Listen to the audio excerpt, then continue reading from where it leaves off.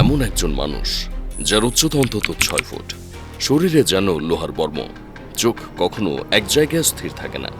ভিড়ের মধ্যেও এই মানুষটি এক নজরে অন্যের চেহারা দেখে বুঝে ফেলতে পারে কে হুমকি, কে সাধারণ ব্যক্তি। এই মানুষটা কখনো কথা বলে না, কখনো হাসে না ক্যামেরার সামনে, নিজের নামও প্রকাশ করে না কারো কাছে। ইশারায় তার সব কাজ চলে। পুরো বিশ্বের চোখ যখন ভ্লাদিমির পুতিনের দিকে, তখন এই মানুষটা থাকে ঠিক তার পাশে দাঁড়িয়ে, মাত্র কয়েক ইঞ্চি দূরে। পুতিনের পাশে সব সময় নিশ্চয়ই আপনিও তাকে দেখেছেন, তবে হয়তো আপনার চোখ তাকে কখনো খেয়াল করেনি। নাম তার আন্তন আফিনোগেনভ, যার চোখ ফাঁকি দিয়ে পুতিনের কাছে একটি স্নাইপারের বুলেটও পৌঁছাতে পারে না। অবশ্য সে শুধু একা নয়, তার পেছনে রয়েছে একটা পুরো বাহিনী, একটা গোটা সিস্টেম, যাদের একমাত্র কাজ যে কোনো মূল্যে পুতিনকে জীবিত রাখা। তবে আন্তন আফিনোগেনভ হলেন সেই ব্যক্তি যাকে পুতিন নিজের থেকেও বেশি বিশ্বাস করেন, যিনি পুতিনের অন্যতম প্রধান ও বিশ্বস্ত দেহরক্ষী। ফাপড়বাজের আজকের ভিডিওতে আমরা ঢুকব সেই ব্যক্তির রহস্যের জগতে। চলুন শুরু করা যাক।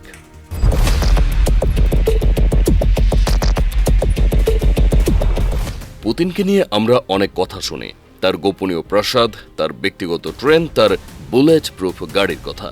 কিন্তু এই পুরো নিরাপত্তা ব্যবস্থার কেন্দ্রে আছে মানুষ। এমন কিছু মানুষ যাদের বেছে নেওয়া হয়েছে সেরাদের সেরা থেকে, যাদের তৈরি করা হয় বছরের পর বছর, যাদের পরিচয় হাতে গোনা দু একজন ছাড়া আর কেউ জানে না, যারা মানুষের মুখ দেখেই নিখুঁতভাবে বুঝে ফেলতে পারে এই মানুষটির পরবর্তী পদক্ষেপ কি হতে পারে। পুতিনকে যারা সরাসরি ঘিরে রাখে তারা কোনো সেনা সদস্য নন, তারা রাশিয়ার সবচেয়ে চৌকস ও গোপন ইউনিটের সদস্য, যার নাম এসবিপি, অর্থাৎ প্রেসিডেন্সিয়াল সিকিউরিটি সার্ভিস।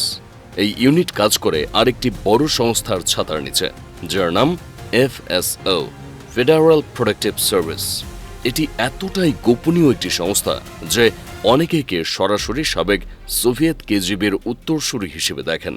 অনুসন্ধানী সাংবাদিক সংগঠন ডজিয়ার সেন্টার একটি বিস্তারিত প্রতিবেদনে জানিয়েছে 2024 সালে অন্তত 33 জন বডিগার্ড পুতিনের সঙ্গে বিভিন্ন সফরে গিয়েছিলেন। তাদের মধ্যে হাতে গোনা কয়েকজনকেই বারবার দেখা যায় পুতিনের একদম কাছে। এরাই মূলত সেই ব্যক্তি বা কোর টিম, যারা যে কোনো রাষ্ট্রীয় সফরে, শীর্ষ সম্মেলনে, এমনকি যুদ্ধক্ষেত্রের কাছাকাছি এলাকাতেও পুতিনের সঙ্গে ছায়ার মতো লেগে থাকে। আপনার যদি মনে হয় এই ব্যক্তি অর্থাৎ আন্তন আফিনোগেনভ বিশেষ কোনো যোগ্যতা ছাড়াই পুতিনের নিরাপত্তারক্ষী হয়েছেন, তবে আপনি ভুল। এই বাহিনীতে ঢুকতে তাকে এমন কিছু পরীক্ষা দিতে হয়েছে যা আপনি জীবনে কল্পনাতেও আনেননি। প্রথমত, প্রার্থীদের জন্য নির্দিষ্ট কিছু কঠোর শর্ত, যেমন বয়স। 35 বছরের বেশি বয়সী কাউকে সাধারণত এই ইউনিটে নেওয়া হয় না। দ্বিতীয়ত, উচ্চতা সর্বনিম্ন 5 ফুট 11 ইঞ্চি থাকা আবশ্যক, অর্থাৎ এখানে যোগ দিতে হলে এটাই সর্বনিম্ন উচ্চতা। কিন্তু এই উচ্চতারও কেউ নেই এই ইউনিটে, সকলে 6 ফুটের বেশি লম্বা। এ কারণেই লক্ষ্য করলে দেখবেন পুতিনের চারপাশে থাকা প্রায় প্রতিটি বডিগার্ডই অস্বাভাবিক রকমের লম্বা এবং শক্তিশালী গড়নের। তৃতীয়ত, শারীরিক সক্ষমতা, উচ্চমাত্রার সহনশীলতা এবং হাতে কলমে লড়াইয়ের দক্ষতা থাকতে হয়। ডজিয়ার সেন্টারের প্রতিবেদন অনুযায়ী এদের গড় বয়স প্রায় 36 বছর। এদের বেশিরভাগই মস্কো অঞ্চলের বাসিন্দা এবং এদের একটা বড় অংশের মার্শাল আর্ট মাস্টার বলা যায়, যারা মরুভূমি কিংবা বরফ সহ জায়গায় টিকে থাকতে পারে অনায়াসে। চতুর্থত, মনস্তাত্ত্বিক পরীক্ষা, দ্রুত সিদ্ধান্ত নেওয়ার ক্ষমতা এবং চাপের মধ্যেও মাথা ঠান্ডা রাখার সক্ষমতা যাচাই করা হয়। যতই ঝড় আসুক, গোলাগুলি হোক কিংবা বোমা পড়ুক, তারা সব সময় স্থির, ধৈর্যশীল এবং পরিস্থিতি পর্যালোচনা করে। মানুষের হাবভাব দেখে বলে দিতে পারে কার ভেতরে কি চলছে, অর্থাৎ তাদের হিউম্যান সাইকোলজি সম্পর্কে জানাশোনা একজন পিএইচডি করা ব্যক্তির মতো। পঞ্চমত, নিরাপত্তা যাচাই, শুধু প্রার্থী নয়, তার পুরো পরিবারের অতীত ইতিহাসেও খতিয়ে দেখা হয়।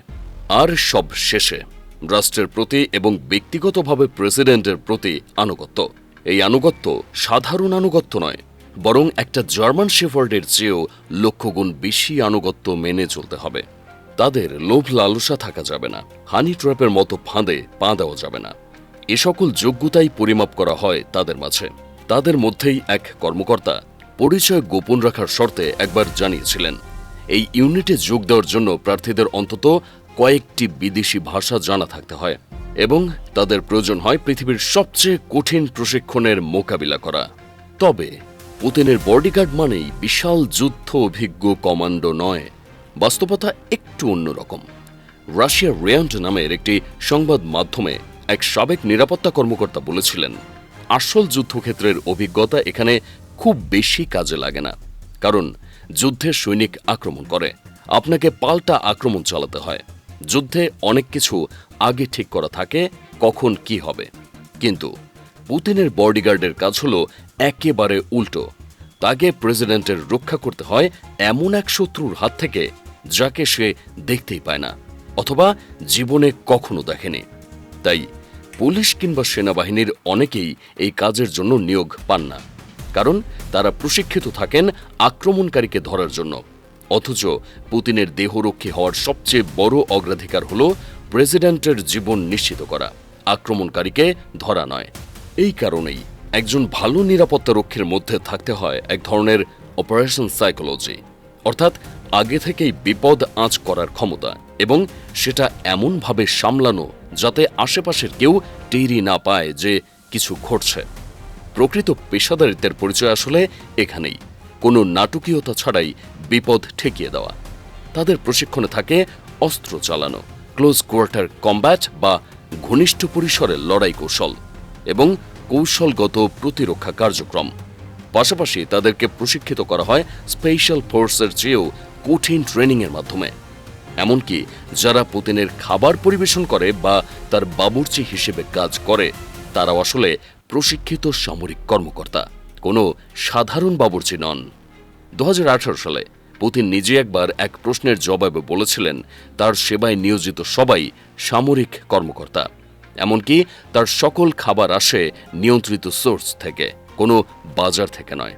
এই বাহিনীর কাজ শুধু পাশে দাঁড়িয়ে থাকা নয়, তাদের দায়িত্বের তালিকাটা অনেক লম্বা এবং আশ্চর্যজনক। যেমন বৈঠকের সময় দীর্ঘ টেবিল ব্যবহার করা হয় যাতে অতিথিরা পুতিনের থেকে বেশ কয়েক মিটার দূরত্বে থাকতে বাধ্য হন। এটাও এক ধরনের নিরাপত্তা কৌশল। খাবারের ক্ষেত্রে ব্যক্তিগত শেফরাই রান্না করেন এবং পরিবেশনের আগে একটি বহনযোগ্য ল্যাবরেটরিতে সেই খাবার বিষ পরীক্ষা করা হয়, আর সেগুলো দেখার জন্যেও ওত পেতে থাকেন পুতিনের দেহরক্ষী আন্তন আফিনোগেনভ। তার চোখে এসব ফাঁকি দেওয়া সম্ভব নয়। এমনকি বিদেশ সফরে গেলেও পুতিনের মল তার দেহরক্ষীরা সংগ্রহ করে বিশেষ ব্যাগে ভরে ফেলে। এরপর তা ফেরত আনা হয় রাশিয়ায়, যাতে কেউ মলের মাধ্যমে পুতিনের শারীরিক অবস্থার বিন্দুমাত্র তথ্য সংগ্রহ করতে না পারে। এছাড়া ভ্রমণের সময় নিরাপত্তা বাহিনী 2 স্তরে কাজ করে। একদল প্রকাশ্যে দৃশ্যমান থাকে, আরেক দল থাকে সম্পূর্ণ গোপনে। আর মেইন পয়েন্টে পুতিনের পাশে সবসময় থাকেন আন্তন আফিনোগেনভ। তার কাজই হলো অনিশ্চয়তা তৈরি করা, যাতে কোনো সম্ভাব্য হামলাকারী কখনোই নিশ্চিত হতে না পারে ঠিক কোথায়, কখন এবং কিভাবে পুতিন উপস্থিত থাকছেন। আন্তন আফিনোগেনভকে 2017 সালে এপিইসি শীর্ষ সম্মেলনের সময় পুতিনের বাঁ পাশে দেখা গিয়েছিল। এরপর থেকে পুতিনের প্রতিটি বিদেশ সফরে এই ব্যক্তিকে দেখা যায় কম বেশি। সোশ্যাল মিডিয়ায় তাকে নিয়ে তারপর থেকেই সকলের আগ্রহ, কারণ তার শারীরিক গঠন, তার নীরব কিন্তু সদা সতর্ক উপস্থিতি, তার শিকারীর মতো চোখের নিশানা সবই নজর কেড়েছে মানুষের। অনেকেই তাকে মজা করে জীবন্ত ঢাল বলে ডাকেন, আর এর জন্য সরকারিভাবে সর্বোচ্চ বেতন ও সুবিধাও পান তিনি। এফএসওর বাজেট এবং এর কর্মীদের বেতন কাঠামো সরকারিভাবে কখনো প্রকাশ করা হয় না। তুলনা করার জন্য একটা উদাহরণ দেওয়া যাক। পুতিন নিজে তার সরকারি আয় হিসেবে বার্ষিক প্রায় 1 কোটি রুবেলের কিছু বেশি গ্রহণ করেন, যা বাংলাদেশের টাকায় প্রায় 1.5 কোটির বেশি টাকা। সেই অনুযায়ী পুতিনের দেহরক্ষীরাও প্রায় 1/2 কোটি টাকার মতো বেতন পেয়ে থাকেন। তাদের বেতন রাশিয়ার সামরিক ও গোয়েন্দা বাহিনীর অন্যান্য এলিট ইউনিটের কর্মকর্তাদের তুলনায় বেশ ভালো, কারণ এটি একটি উচ্চ ঝুঁকি এবং উচ্চ দায়িত্বের পেশা, যেখানে সরাসরি বিশ্বের সবচেয়ে ক্ষমতাবান একজন রাষ্ট্রপ্রধানের জীবন রক্ষার দায়িত্ব থাকে। এর সঙ্গে যুক্ত থাকে তার পুরো পরিবারের বিশেষ ভাতা, আবাসন সুবিধা, চিকিৎসা এবং অবসরকালীন সুযোগ সুবিধা, যা সাধারণ সামরিক কর্মকর্তাদের চেয়ে ভালো বলে ধারণা করা হয়। কিন্তু নির্দিষ্ট কোনো সংখ্যা, যেমন মাসিক বা বার্ষিক ঠিক কত রুবল, তা প্রকাশ্যে আসে না কখনোই। এটাই এই বাহিনীর অন্যতম বৈশিষ্ট্য। এদের সম্পর্কে যত কম জানা যায় পুতিনের জন্য ততই ভালো। এই কাজের আরেকটি গুরুত্বপূর্ণ দিক হল আইনগতভাবে তাদের ওপর চাপানো গোপনীয়তার শর্ত। রাশিয়ার আইন অনুযায়ী পুতিনের ব্যক্তিগত বডিগার্ডরা তাদের চাকরি জীবনে এবং তারপর আজীবনের জন্য প্রেসিডেন্ট সম্পর্কে কোনো তথ্য প্রকাশ করতে পারবেন না, কারণ তারা রাষ্ট্রের সবচেয়ে স্পর্শকাতর তথ্যের সঙ্গে জড়িত থাকেন। প্রেসিডেন্টের দৈনন্দিন রুটিন, তার ভ্রমণ পরিকল্পনা, এমনকি তার স্বাস্থ্যের অবস্থা পর্যন্ত তাদের জানা। এই কারণেই খুব কম সাবেক কর্মকর্তাই কখনো মুখ খোলেন। যারা খুলেছেন, যেমন সাবেক এফএসও কর্মকর্তা গ্লেব কারাকুলভ, যিনি ইউক্রেন যুদ্ধের প্রতিবাদে রাশিয়া ছেড়ে পালিয়ে যান। তারা একদম বিরল এবং ব্যতিক্রম। তাদের বক্তব্য থেকেই আমরা পুতিনের ক্রমবর্ধমান বিচ্ছিন্নতা ও সন্দেহ প্রবণতার চিত্র কিছুটা বুঝতে পারি। তাহলে সব মিলিয়ে বলা যায়, পুতিনের চারপাশে যে মানুষগুলোকে আমরা নীরবে দাঁড়িয়ে থাকতে দেখি, তারা আসলে রাশিয়ার সবচেয়ে কঠোরভাবে বাছাই করা, সবচেয়ে নিবিড়ভাবে প্রশিক্ষিত এবং সবচেয়ে বেশি গোপনীয়তার শপথ নেওয়া মানুষদের একটি দল, যাদের উচ্চতা, বয়স, শারীরিক সক্ষমতা, মানসিক দৃঢ়তা এবং আনুগত্য অতুলনীয়। সবকিছু মিলিয়েই তৈরি হয় এই এলিট বাহিনী। তাদের পরিচয় জানা যায় কালে ভদ্রে, তাদের বেতন জানা যায় না প্রায় কখনোই, কিন্তু তাদের উপস্থিতি সেটা প্রতিটি ভিডিওতে, প্রতিটি সফরে স্পষ্ট। আপনার কি মনে হয়, পুতিনকে আসলে বাঁচিয়ে রাখছে কারা? ভিডিওটি ভালো লাগলে লাইক করুন, চ্যানেলটি সাবস্ক্রাইব করে পাশে থাকুন।